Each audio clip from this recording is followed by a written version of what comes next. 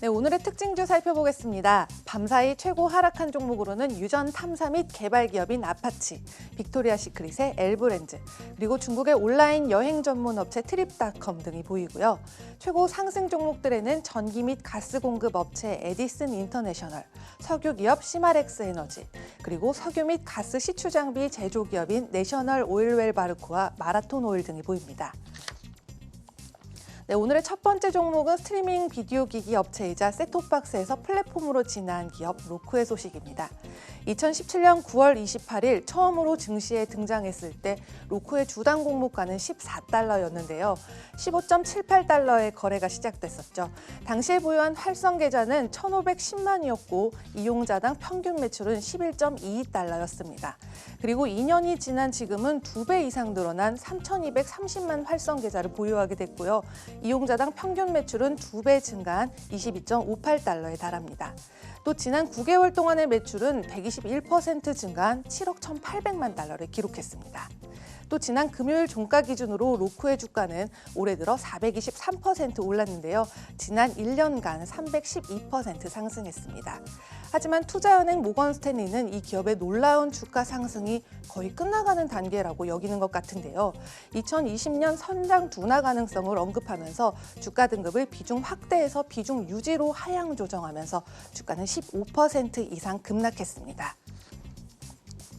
네, 다음은 유전 탐사 및 개발 기업 아파치의 소식입니다.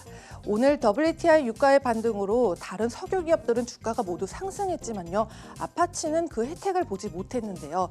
그 이유는 이 기업의 주요 개발 프로젝트 중 일부 보고서가 투자자들의 기대를 충족시키지 못했기 때문입니다.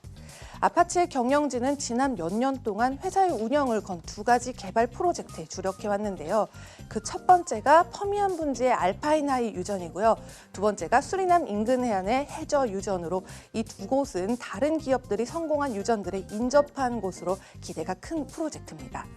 알파인 하이 유전은 값싼 천연가스를 생산하고 있고요. 수리남 해안 유전은 현재까지의 결과가 기대에 미치진 못하고 있습니다.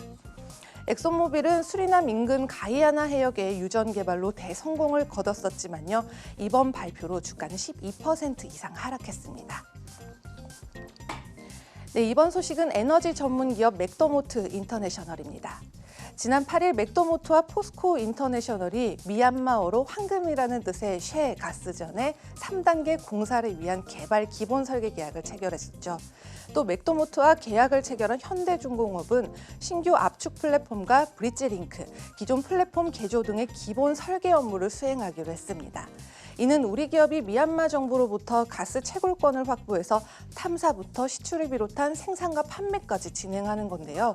포스코 인터내셔널은 내년 중으로 양사 중 한 곳 업체를 최종 수행 업체로 선정할 계획입니다.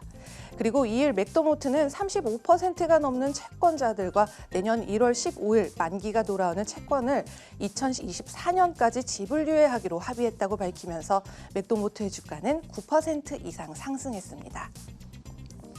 네, 마지막 종목은 석유 기업 시마렉스 에너지입니다. 지난 29일 급락한 이후 미 WTI 유가가 어제 1% 이상 반등하자 에너지 기업들의 주가가 상승했는데요. 그 가운데 시마렉스 에너지와 마라톤 오일이 큰 폭으로 상승세를 그렸습니다.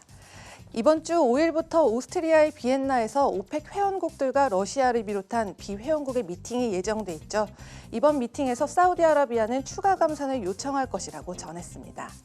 지난 주말 로이터 통신에 따르면 사우디아라비아는 오펙 플러스 멤버들이 현재 하루 120만 배럴 감산을 하고 있는데 이에 추가적으로 하루 40만 배럴을 더 감산할 것을 요구하고요. 감산 기간도 6월까지로 검토하고 있다고 하는데요. 이에 시마렉스 에너지의 주가는 3% 이상 상승 마감했습니다. 지금까지 인베스팅닷컴에서 전하는 글로벌 마감 시황 펄스였습니다.